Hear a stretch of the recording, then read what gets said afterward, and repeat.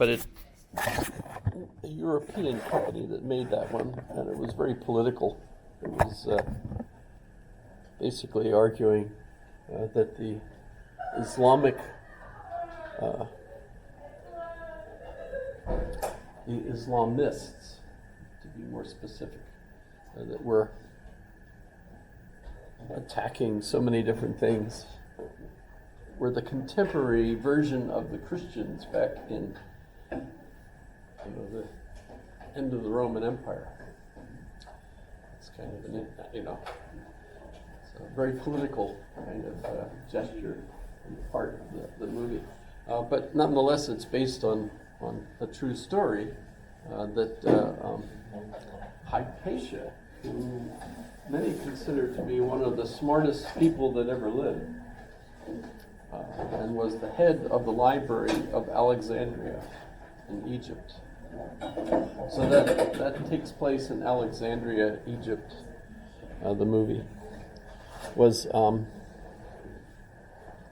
burned, of course, by the Christians. So because they had the one book that's Bishop Cyril in the movie. If you saw him holding up the big text, which I'm not sure they had that because the when was the Codex first invented? Not that early, I don't think. Just fast.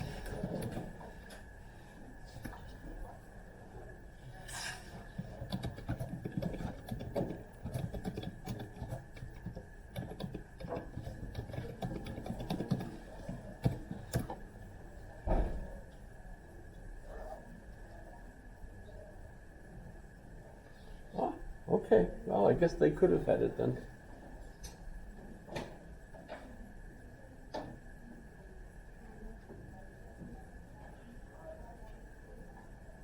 So could be that they actually had a codex, not a book, but a codex, which was the precursor to the book.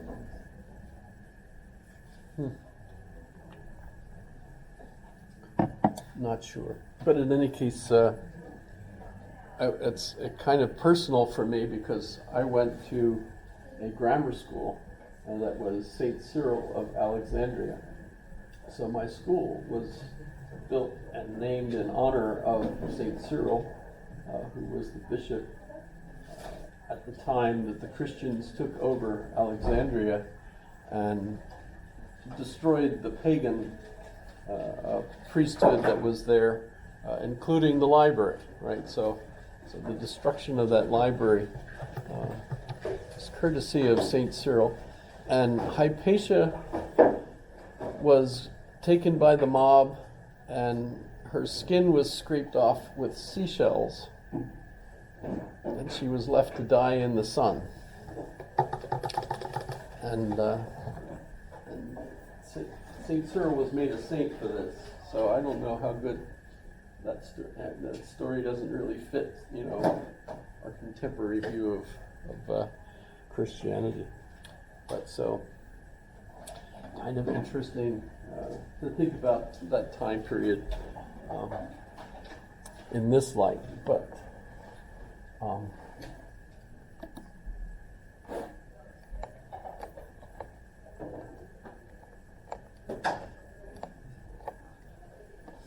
and before I actually get into this, I wanted to mention that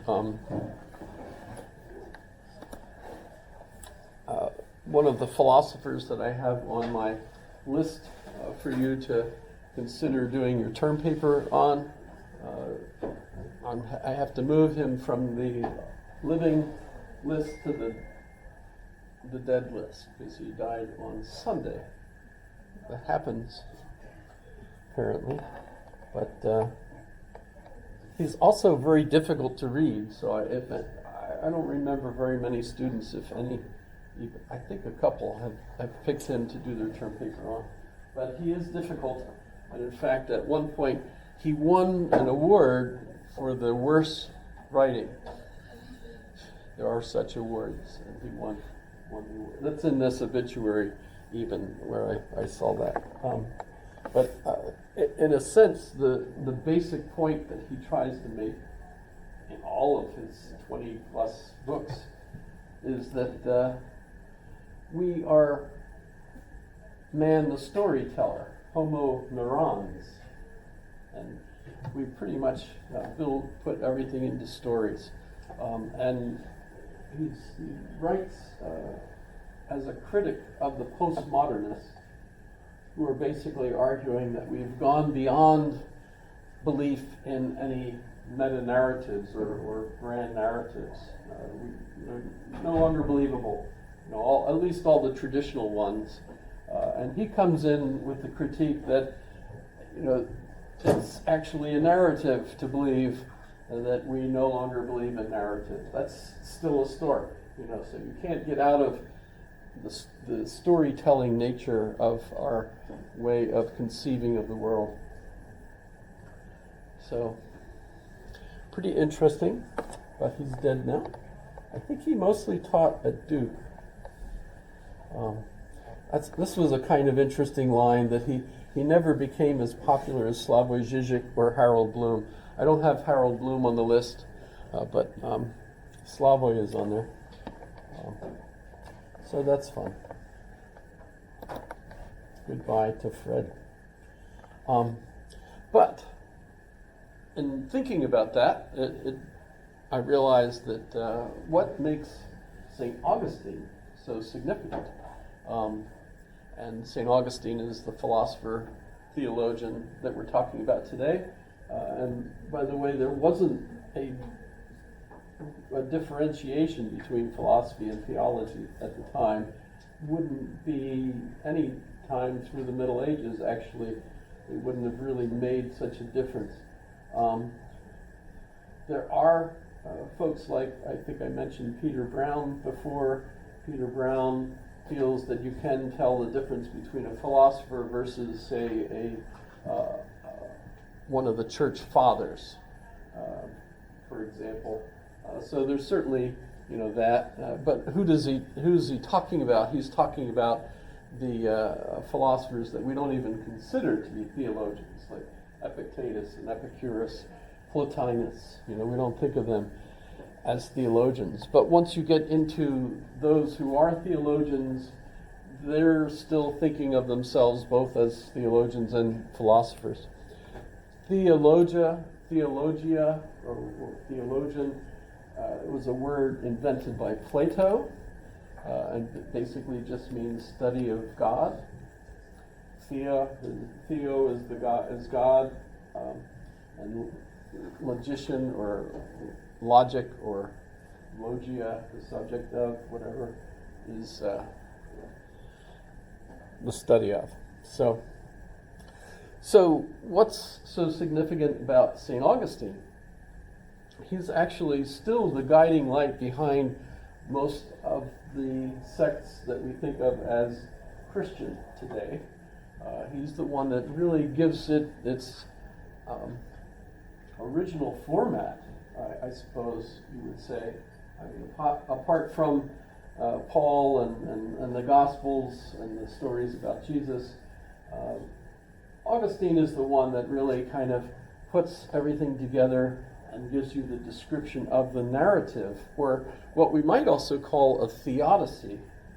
And so there's a difference between a theodicy and a narrative. A theodicy is essentially a kind of narrative, and specifically it's a narrative about the nature of God. And I think it actually really starts with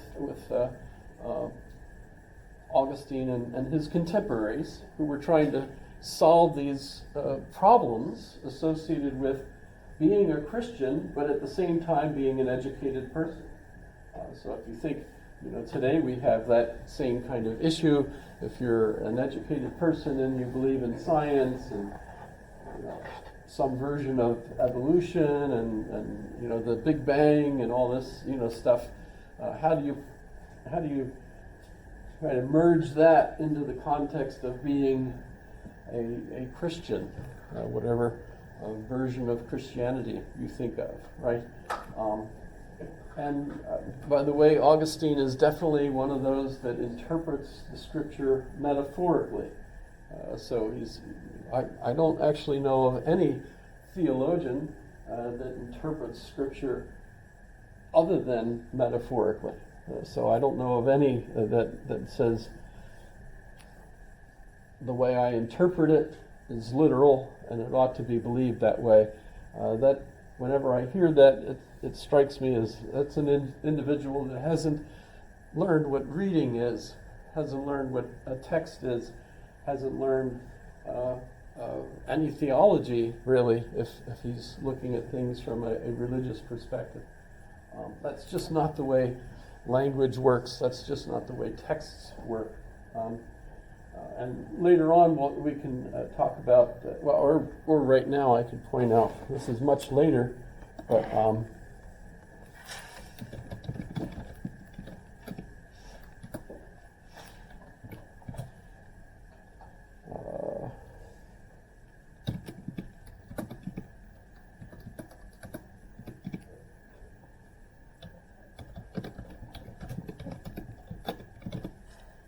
this is much later, but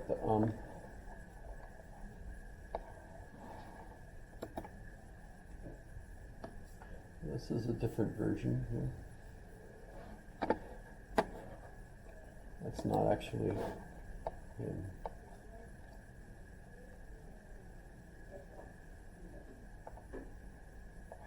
There we go. Here's a copy of it. So, the Summa Theologica, this is from about 1340 or so AD, but the Summa means a summary, and Theologica means of theology. So basically, if you want to understand theology, at least as far as Thomas Aquinas was concerned, you could just read through the complete Summa and you're all set. But so in this particular portion, he's talking about whether Holy Scripture should use metaphors, and basically, in a very nice way, I think he says, you're just being dumb if you don't realize language works with metaphors. That's how it works. That's how language works. So of course there's metaphors. By the way all of Aquinas' works are set up is this objection and answer back approach. It's also referred to as sic et non, yes and no. But this is here's the objections to a particular point of view, then his answers.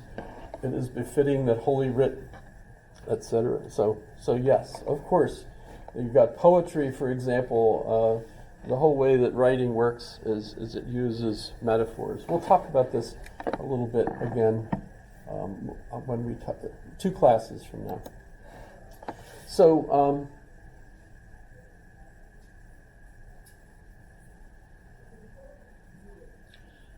So how does Augustine approach things? Who is he? I should first point out who he is.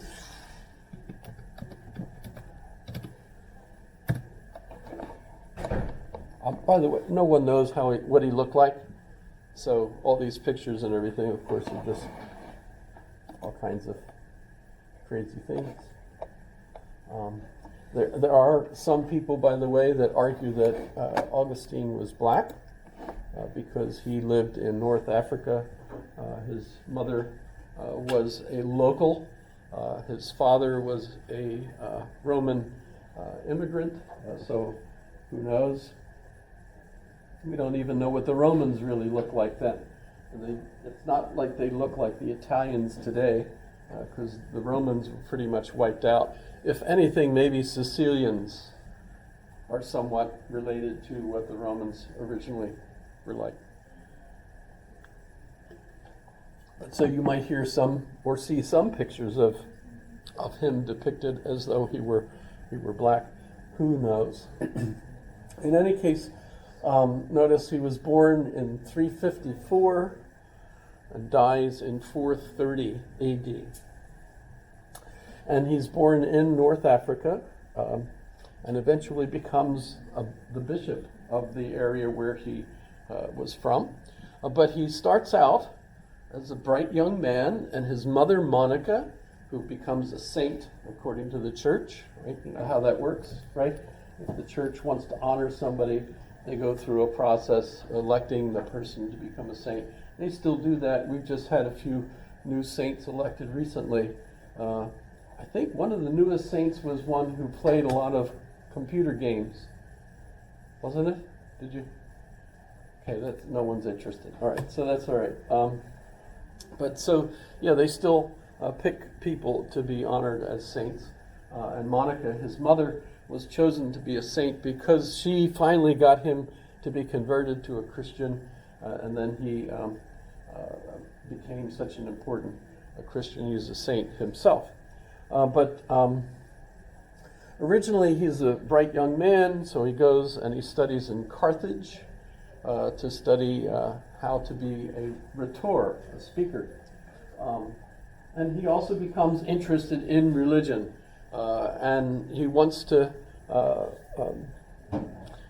become religious. His mother wanted him to become Christian, but he was afraid to become baptized too soon because baptism is such a neat sacrament.